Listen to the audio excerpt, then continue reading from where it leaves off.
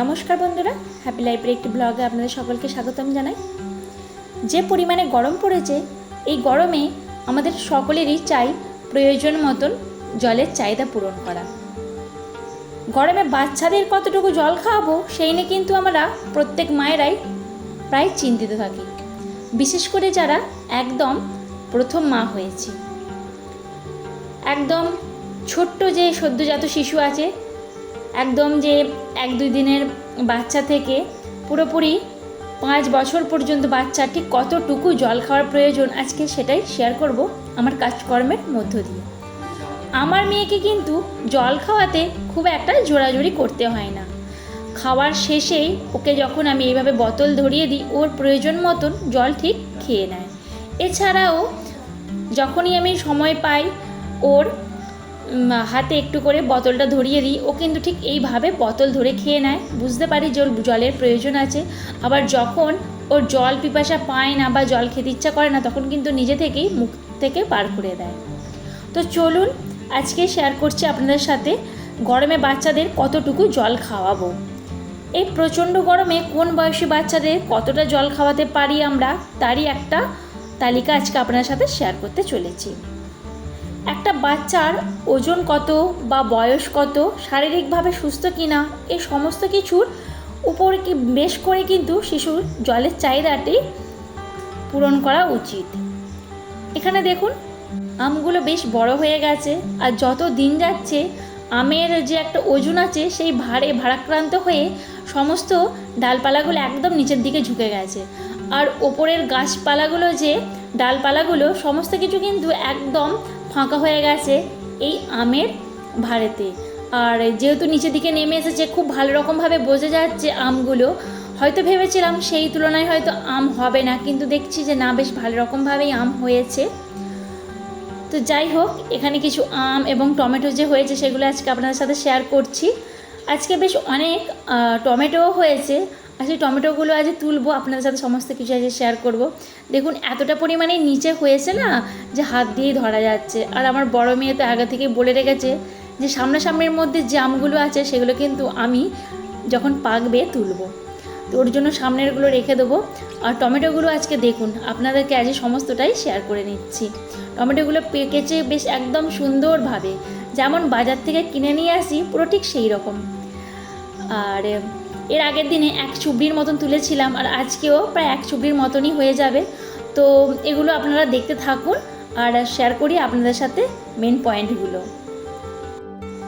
এই যে বললাম, একটা শিশুর শারীরিক সুস্থতা বা অসুস্থতার উপর যেমন কিছুটা জলের চাহিদা তার প্রয়োজন, তেমনি গরমের তারতম্য অনুযায়ীও কিন্তু শিশুর প্রয়োজন হয় জলের চাহিদাটা। যেমন কোনো শিশু যদি এসি রুমে থাকে, তার যতটা পরিমাণে জলের চাহিদা হয়, একটা নর্মাল বাড়িতে যারা থাকে তাদের কিন্তু অনেকটা পরিমাণে জলের চাহিদাটা বেশি লাগে। যাদের ঘাম বেশি হয়, খেলাধুলা বেশি করে, মানে অ্যাক্টিভিটিগুলো যাদের বেশি হয়, তাদের কিন্তু জলের চাহিদাটা একটু বেশিই থাকে। এই সমস্তর উপরেই কিন্তু নির্ভর করে আমাদের বাচ্চাদের জল ঠিক কতটা খেতে হবে বা তারা কতটা পরিমাণে জল খায়। বাচ্চা জল খেতে চায় না বলে যদি আপনারা ভেবে থাকেন যে জল দেবো না, এখন অনেকেই হয়তো অনেক বাচ্চারাই আছে যারা হয়তো জল খেতে পছন্দ করে না, শুধুমাত্র গলাটা ভিজিয়ে নেবার জন্য জল খায়। এরকম একদমই করলে হবে না। বাচ্চার জলের বোতল রাখবেন কিন্তু বাচ্চার হাতের নাগালে। চেষ্টা রাখবেন বোতল যেন স্বচ্ছ হয়, মানে যে বোতলে জল রাখলে জলটা দেখা যাবে ঠিক সেই রকম বোতলে জল রাখার চেষ্টা করবেন। আপনারাও চেষ্টা করবেন বাচ্চার সামনে জল খেতে। তাহলে আমাদের অনেক সময় যেমন হয়ে থাকে, কেউ কোনো কিছু খেলে আমরা সেই জিনিসটার উপর দেখে অনেক সময় আকৃষ্ট হই যে ওই জিনিসটা আমরা খাবো, মানে যাকে বলে দৃষ্টি খিদে অনেক সময় হয়ে থাকে। অনেক ক্ষেত্রে আমরা এই কথাটা শুনে থাকি। ঠিক সেই রকমই বাচ্চাদেরও কিন্তু অনেক সময় অনেক কিছু দেখলে খেতে ইচ্ছা করে। ঠিক তেমনি বাচ্চাদের যেমন স্বচ্ছ বোতলে জল খেতে দেবেন, তেমনি আপনারাও চেষ্টা করবেন স্বচ্ছ বোতলে জল খেতে।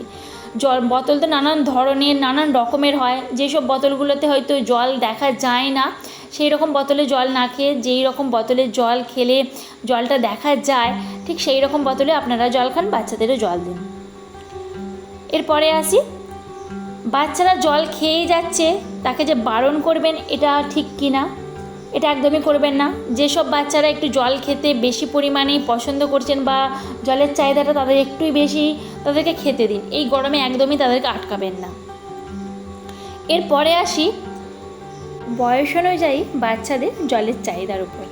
সদ্যজাত একদম যে বাচ্চারা আছে একদম 6 মাস পর্যন্ত তাদের কিন্তু বুকের দুধের মধ্যেই সমস্ত রকম জল, প্রোটিন, ফ্যাট এই সমস্ত কিছু পাওয়া যায়, আর তারা কিন্তু বুকের দুধ খেয়েই এই জলের চাহিদাটা পূরণ করে নেবে।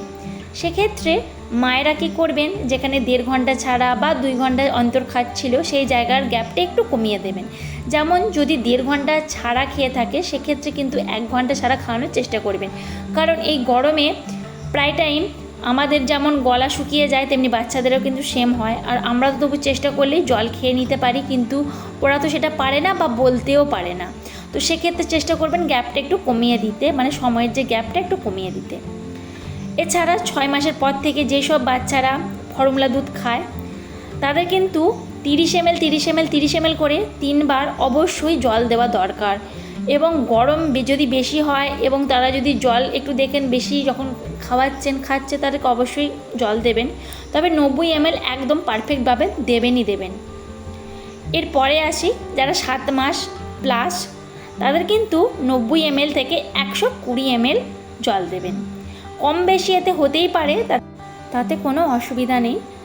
এখানে মেয়েদের জন্য বিকালের খাবারটা বানিয়ে নিচ্ছি, এখনও ঘুমাচ্ছে, আর এই ফাঁকে আমার টুকটাক কাজকর্মগুলো সেরে রাখবো, আর ওরও খাবার দাবারগুলো একটু রেডি করে রাখছি। ঘুম থেকে উঠলেই তো আর আমাকে এখন ছাড়বে না, আর ওকে খাওয়ানোটাও আমার একটু প্রবলেম হয়ে যায়, মানে রান্না বান্না করব আর ওর রান্না বান্নাগুলো যে সারবো সেই ক্ষেত্রে। এখানে কয়েকটি আমন্ড ভিজিয়ে রাখছি, পরের দিন আপনাদের সাথে শেয়ার করব ড্রাই ফ্রুট রেসিপিটা, মানে ড্রাই ফ্রুট একটা পাউডার বানাবো, সেটা আপনার সাথে শেয়ার করবার চেষ্টা করব। এত গরমে কিন্তু মানুষ টিকতে পারছে না, আর সেই জন্যই আমি ভাবলাম যে আজকে আপনার সাথে শেয়ার করি এই যে বাচ্চাদের কতটুকু জল খাওয়াবো। আমাকে অনেকেই তো কমেন্টে নানান রকম জিজ্ঞাসা করেছিলেন, সেই জন্যই আর কি চেষ্টা রাখলাম যে আপনাদের সাথে পুরোপুরিভাবে একটা ব্লগের মাধ্যমে আলোচনা করা। তো এখনও পর্যন্ত কিন্তু শেষ হয়নি কথাবার্তাগুলো, চলুন তাহলে কথাবার্তাগুলো এগিয়ে নেওয়া যাক। কিন্তু এখানে দেখুন এত গরমের মধ্যেও আমি এতটাই চাপই আসি মানুষ। এখন বাজে প্রায় 3:30 মতন, আর মেয়েটার খাবারটা যেমন বসিয়ে দিয়েছি তার সাথে সাথে আমার জন্য 1 কাপ চা বসিয়ে দিয়েছি। তো চলুন এত গরমের মধ্যেও চাটা খেতেই চলেছি, আর এখানে চা খাই আর আপনার সাথে কথা বলতে থাকি। এরপরে আসি 8 মাস যে বাচ্চা আছে, 8 মাস থেকে একদম 1 বছর বাচ্চার যে যে জলের চাহিদাটা পূরণ করতে হবে সেটা হলো 150 থেকে 200 ml। তবে এই গরমে আমার মনে হয় 150 থেকে 200 ml এর বেশি খাওয়াটা প্রয়োজন, তবুও কিন্তু ডাক্তারি পরামর্শ অনুযায়ী 150 থেকে 200 ml অবশ্যই খাওয়াবেন। কিন্তু আমার মেয়ে যেহেতু এখন 9 মাস, ওর কিন্তু 150 থেকে 200 ml এর কোনো রকমই কাজ হয় না। ও প্রায় 450 মতন জল খেয়ে নেয়, 400 থেকে 450 তো অবশ্যই খেয়ে নেয় প্রতিদিনই। এরপরে আসি 1 বছর বাচ্চা। 1 বছর বাচ্চার কিন্তু জলের চাহিদা 200 থেকে 250 ml হওয়া দরকার। 2 বছর বাচ্চার 500-র কাছাকাছি, 3 বছর বাচ্চার 750 থেকে 1 লিটার। এবার কোনো বাচ্চার কিন্তু কম বেশি হয়ে থাকে। 4 থেকে 5 বছর বাচ্চার কিন্তু 1 থেকে 2 লিটার। এবারে কিন্তু কাজকর্ম অনুযায়ী বাচ্চার কম বেশি হয়ে থাকে। ওই যে বললাম যেসব বাচ্চা এসি রুমে থাকে সেই সব বাচ্চার যেমন কম একটু জলের চাহিদা হতে পারে, আবার যেসব বাচ্চা খেলাধুলা করে রুম টেম্পারেচার আর মোটামুটি নর্মাল, সেই সমস্ত বাচ্চার কিন্তু জলের চাহিদাটা একটু বেশি পরিমাণে লাগবে। এখানে মেয়েটার জন্য আগের দিন আপনাদের সাথে দেখিয়েছিলাম যে চিনাটা একটু ড্রাই রোস্ট করে নিচ্ছি, সেটা চিনাটা একদম শেষ হয়ে গেছে, একদম কম করে করেছিলাম। আর আজকে ভাবলাম যেহেতু এখানে কোনো রকম মেটেরিয়ালস অ্যাড করছি না, শুধুমাত্র চিনাটাই ড্রাই রোস্ট করছি, সেক্ষেত্রে এই চিনাটা একটু বেশি পরিমাণেই ড্রাই রোস্ট করে রাখি, অসুবিধা নেই। এতে যদি কোনো রকম উপাদান অ্যাড করি সেক্ষেত্রে 1 সপ্তাহের মতন আমি চেষ্টা করি যে 1 সপ্তাহের মতন পাউডারটা বানাতে। এখানে যেহেতু শুধুমাত্র চিনে দিয়েই করছি আর এটা পাউডার ফর্মে করে রাখবো, কোনো রকম অসুবিধা হবে না। আমরা কিন্তু খুব সহজেই এই ধারণা পেয়ে গেলাম যে কিভাবে আমরা কতটুকু বাচ্চার কতটুকু জল খাওয়াবো। এখানে কিন্তু যাদের যে ধরনের একটা চিন্তা ভাবনা ছিল যে কতটুকু পরিমাণে কোন বাচ্চার জল খাওয়াবো, এই সমস্ত কিছুই কিন্তু আবারও আপনাদের সাথে একবার শেয়ার করে দিলাম। এখানে আর 1 কাপ চা বানিয়ে নিলাম, শ্বশুরমশাই এসেছেন সেই জন্য। আর এখানে এই যে চিড়াটা ড্রাই রোস্ট করলাম, এটাকে একটু পাউডার ফর্মে করে নেব। তো 1 বছরের নিচের বাচ্চার কিন্তু 6 থেকে 8 বার ইউরিন পাস মোটামুটি করবে, এটা এইদিকে লক্ষ্য রাখতে হবে। এবং 1 বছরের নিচে যে বাচ্চা তাদের কিন্তু 1 থেকে 5 বার অবশ্যই করবে। এরপরে আসি ইউরিনের কালারটা যে কেমন হবে সে তার উপরে কিন্তু অনেকটা নির্ভর করে আমাদের জলের চাহিদা। সেক্ষেত্রে আপনারা দেখবেন যখন ইউরিন পাস করবে সেটা হলুদ হচ্ছে বা অনেক সময় বাদামি কালার টাইপের এইরকম হয়। মা হিসেবে কিন্তু এগুলো অবশ্যই আমাদের সতর্ক হওয়া দরকার। প্রত্যেকটা বেবি ঠিক কতটা পরিমাণে ইউরিন করছে তার উপরে অনেকটা জলের চাহিদা আছে। তো আপনারা দেখবেন যেসব বাচ্চারা একটু হয়তো জল খেতে চায় না, সামান্য পরিমাণে মিষ্টি দিয়ে দেবেন, দিয়ে খাওয়াবেন। এই রকম নানান ধরনের আপনারা বাড়িতে শরবত বানিয়েও খাওয়াতে পারেন। আমি আমার বাচ্চাকে তো মোটামুটি জলের কোনো রকম ঘাটতি রাখি না, আমার 2 মেয়েকেই। তো আপনাদের সাথে শেয়ার করলাম ঠিক সেই জন্যই। আমাকে যেমন আগের দিন কমেন্টেই অনেকেই লিখেছিলেন যে জল কিভাবে খাওয়াবো সেটা একটু বলুন, এবং আরেকজন বলেছিলেন যে জল ঠিক কতটুকু পরিমাণে খাওয়াবো। আর এভাবে তো প্রত্যেকের উত্তর দেওয়াটা সম্ভব না। এবার উত্তর দিলেও কি হয় বলুন তো, হয়তো আমি যেভাবে উত্তরটা বলতে চাইছি হয়তো আপনারা বুঝতে পারবেন না। সেক্ষেত্রে ভাবলাম এতটা যখন গরম পড়েছে আর আমরাও একটু এই সমস্ত নিয়ে যদি একটু আলোচনা করি। অনেক মায়েরাই আছে যারা কিন্তু আমরা এই একে অপরের কথাবার্তা শুনে একটু ধারণা পেতে পারি। এখানে বিকালের দিকে একটু পকোড়া করে নিচ্ছি। পকোড়াটা আগে আমি দুপুরের দিকে মাখিয়ে ফ্রিজে রেখেছিলাম, আর বেশ এখন খালি ভেজে নেব যে। এবারে আসি 8টা টিপস নিয়ে, মানে সামারে বেবিদের কিভাবে কেয়ার নেব। গরমে বাচ্চাদের কিন্তু এই 8টি টিপস অবশ্যই মাথায় রাখা দরকার। প্রথমত, ঘর ঠান্ডা রাখুন। এসি, পাখা বা টেবিল ফ্যান এই সমস্ত কিছু চালিয়ে রাখার চেষ্টা করুন, যাতে ঘরটা, গরম তো অবশ্যই হবে, তবে যতটা পারবেন যেন ঠান্ডা হয়ে যায়। এরপর 2 নম্বর পয়েন্ট হলো বাচ্চাকে চান করা। প্রতিদিন বাচ্চাকে চান করা। একদম সদ্যজাত যেসব বেবিরা আছে, হয়তো অনেকে বলে থাকেন একদিন ছাড়া চান করাবো বা নাভিতে জল লেগে যেতে পারে, সেক্ষেত্রে নাভিটা বাদ দিয়ে মোটামুটি প্রতিটা দিন ভালো রকমভাবে চান করান। আর যারা তো মোটামুটি নাভি একদম খসে গেছে তারপর থেকে যে চান করাচ্ছেন 6 মাস, 7 মাস, 8 মাস, 9 মাস, এছাড়া যত বড়ই হোক বা যত ছোটই হোক অবশ্যই কিন্তু চান করাবেন। এরপরে আসি তেল। কোন তেল ইউজ করবেন? 3 নম্বর পয়েন্ট হলো তেল।